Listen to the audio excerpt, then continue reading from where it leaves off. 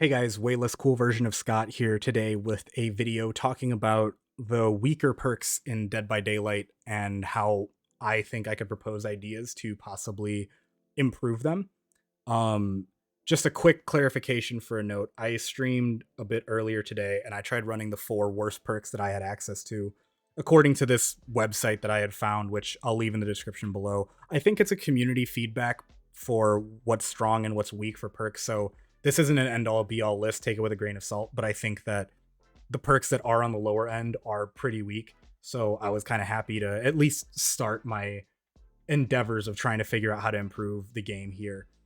At least from my experience, I had streamed only a small sample of like 7 games on Twitch. My escape streak of being a solo queue survivor was 2-5 as my record. And one of those escapes was because the killer rage quit. So really, I was only 1-5 if you really want to, nitpick the actual full game experience, but that's not good. For in terms of MMR, I would roughly estimate I'm like near the soft cap. Like I'm not a bad survivor, but I haven't played in a long time. And my ranking, like the seasonal ranking, was like ash to bronze. So take it with a grain of salt. If that does affect matchmaking and I kind of missed something, this could be really bad elo. And if it's in bad elo and I've died a ton of times, then wow, I'm delusional, but that's fine. Regardless, I feel like playing with the really bad perks, I could kind of give some tips, pointers, possibly something that could steer them in the right direction, or at least give my feedback for how they are as perks from someone who's played the game at least a little bit. Starting first, Premonition. Like I said, I don't have access to all the perks, so I'm skipping Jonah's corrective action. So the ones that I did play and I can give some feedback about. Premonition. You can read what it does on screen. I'm just going to be honest, there's no reason to run this when Spine Chill exists. And because of that, obviously it's a bad perk, but like what could specifically be done with Premonition to make it better? Honestly, I think this cooldown on it is completely unnecessary. That being said, if it's completely off, because Spine Chill now works with line of sight rather than a cone, and Premonition is a cone through walls, it would make stealth killers, I think, inherently weaker, like Ghostface and Myers.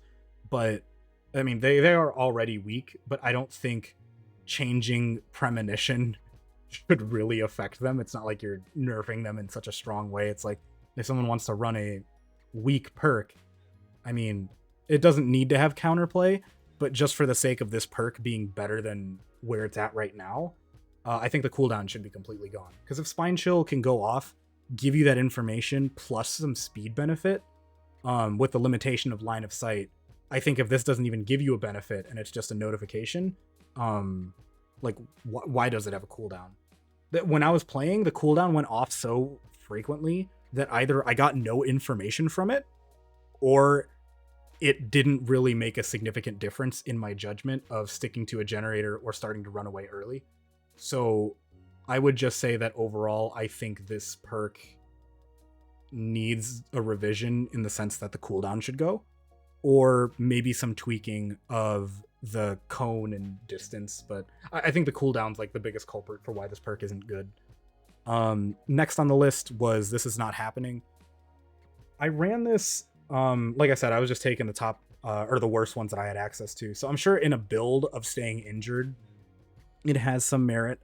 Admittedly, it helped me with hitting great skill checks. I mean, I just came back to the game after a long time. So being able to hit consistent skill checks with this perk was really nice, but I also didn't seem to find it super helpful. I know if I started playing more and more, and if I do start playing more and more, I'll be able to hit great skill checks regardless. And so like This Is Not Happening then becomes a pointless perk. That being said, for beginner players, absolutely. I think that having these beginner-friendly, helpful perks are really nice, especially when they're on the base kit of like what everyone can get access to. But I think there was one perk that was given like corrective action, I think was the name of it. Yeah, it's Jonah's right there below. That like giving it as a teachable to someone else for a very beginner-friendly perk is, I don't really like it, because it's almost like, okay, as someone who plays the game a lot, the people that will be more invested to get a new character don't want perks that are for beginners, because it's just kind of counterintuitive. Like the beginner-friendly one should be at the beginning, and then the cool fancy stuff would be the characters that you would then get the teachables for later. I think the perk is fine. I mean, It's not good. Like we know it's not good, but I think what it does is good. Just being able to help those new players hit skill checks. If you really wanted to change anything about it, in my opinion, maybe give like a tiny bump of extra progress on a great skill check. And I know that can be really risky, especially with hyper focus and the timings for generators and healing. But I think giving it something else, maybe like that little punch up of extra progress, could make the perk good, or at least maybe viable. But as it stands right now, it's a beginner friendly perk, and if you can hit skill checks, don't worry about it. Buckle Up, I'm gonna be honest, I didn't even know what it did the first like 2 games I played.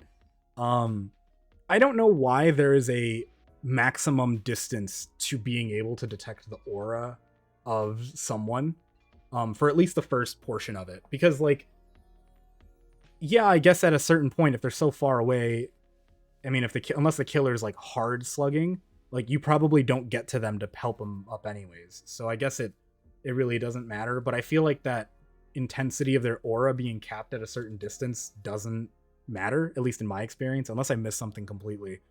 And I feel like removing that restriction and just knowing that someone is starting to recover, no matter how far away you are, is nice, because then you'd know, okay, at least they're making some progress. Because I think it was a game that I played on Midwich where like someone is crawling away and they're standing still, but I don't see their color changing. And I'm like, well, I had Buckle Up, so maybe they were just giving up and not recovering. But I mean, because I didn't see they were recovering, I'm like, okay, they're on the ground. I may as well just, let them be. It looks like they gave up. But at the same time, if they actually, like were recovering and I could see that progress, maybe that would have influenced me to go run and help them up. Of course, it was a very far distance away. I probably wouldn't have got there in time, but that distance limiting seems kind of off, and I'm not a big fan of it. And then the second half of Buckle Up, I mean, sure, it's to help pick people up once they're off the ground. That's fine. It's just to give the perk a little bit of extra oomph, and I think that range restriction is really, really unnecessary, if I'd say so. So that would be my change for Buckle Up. And the last perk that I decided to use, Soul Survivor. There's a good chunk of text here, but basically every time someone dies on your team, you get a stack. And then based on the number of stacks you have, you can't be seen for a certain amount of distance, your aura being red. And then you get 75% repair speed, and I believe it's 50% for exit gates. Yeah, I'm zoomed in a little bit, so maybe if I zoom it out, it'll help. Yeah, and then you increase the odds of being an obsession by 100%. So this perk, I wasn't the first to die in a majority of my games. And obviously that should make sense, for survivors. If you mathematically just break it even 75% of the time, you're not the first to die. That's maybe not necessarily true because, obsession value, maybe they want to keep you alive for longer, knock you out quicker. Whatever the case may be, I can't tell you if the aura reading was good or not, but I will say it probably did help. I can't be for certain. I didn't really pay attention too much to the perks that the killers were running that I went against. But I mean, that was probably a great part of the perk, in my opinion.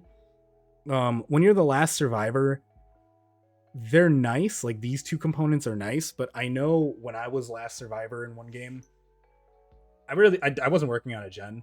Like, at that point, I gave up on the gen, and I'm trying to look for a hatch. Especially with the new hatch mechanics that exist, I think it was smarter for me to go for hatch than to try and complete an entire generator and then give away my position that I finished the generator and now need to do an exit gate. So I feel like this part is kind of irrelevant, but I mean, it technically does have a use case in case you're really close and just want to knock it out. And then the opening speed of exit gate and hatch by 50%. The situation didn't come up. Honestly, that's what it was. I was never the last one alive in a meaningful way where this speed made a difference for me getting out. That being said, I don't know what you could really change about the perk. I think this aura reading reduction is great.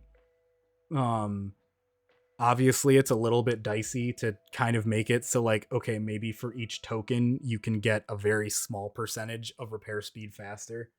That probably is too risky, especially like I said with gen times and stuff. So I really don't have a concrete idea of how to fix it. Because I know another part of it too is this whole idea of like, okay, the only meta that killers have is the gen kick meta plus tunneling someone out of the game, and survivors need every second chance perk in the game in order to, you know, play optimally, or however people want to phrase it. So having this kind of, you know, I'm the last one left build, I think is pretty cool. But the situation is just too niche, which is why it's a bad perk. At least in my experience. So I don't know how I would fix Soul Survivor. I think it would probably have a little bit more merit with the tokens besides the aura reading effect. But that being said, let me know what you guys think in the comments below. Like, what would you do to fix some of these perks? What are your ideas, at least for these four? And if there's any other perks that you guys want to talk about, or, you know, maybe be like, this one's good, this one isn't, I'd be happy to, you know, give it my own personal opinion rundown. And once again, these perks I ran them all together, which is a terrible idea. Like, I'm sure if I wanted to do Buckle Up with like Soul Guard and We're Gonna Live Forever, stuff to help when people are on the ground, sure, Buckle Up probably has some value. This is not happening. I'm not gonna say No Mither's great, but like, if you have some build where you want to stay injured, sure, I could give you the benefit of the doubt. Soul Survivor, I think there's one Yoon Jin perk where like you want your friends to get hit and then you'll gain stacks to do a gen faster, something like that. Or in this case of Premonition, where I think it's actually just so bad you don't run it. I think all of these deserve some kind of fix or some discussion point to talk about. So let me know what you guys think. I'm gonna try and make some videos like this more often. If you guys want to check out the gameplay that I'm trying to go through this, I'm streaming on Twitch Tuesday through Friday, noon central, for a couple hours. So comes by if you want to just chit chat or give any ideas. I'd love to hear it. That being said, take care, everyone. And I promise I won't do another Scott type video. I just wanted to do it because I thought it'd be funny. And if you watch this, love you, Scott. Take care, guys. Peace.